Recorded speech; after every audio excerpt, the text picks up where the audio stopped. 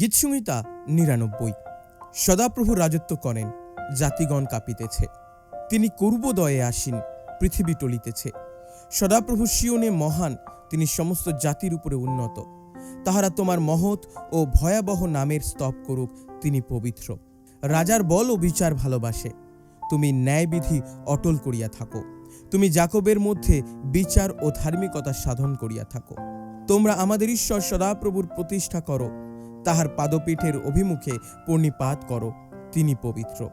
তাহার যাজকদের মধ্যবর্তী মশি ও হারুন, যাহারা তাহার নামে ডাকে, তাহাদের মধ্যবর্তী সমুয়েল, তাহারা সদাপ্রভুকে ডাকিতেন এবং তিনি উত্তর দিতেন।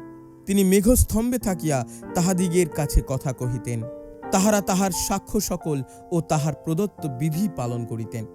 হে সদাপ্রভু, আমাদের ঈশ্বর, তুমিই তাহাদিগকে উত্তর দিয়াছিলে, তুমি তাহাদের পক্ষে ক্ষমাবান ঈশ্বর হইয়াছিলে, তথাপি তাহাদের কর্মের প্রতিফল দিয়াছিলে।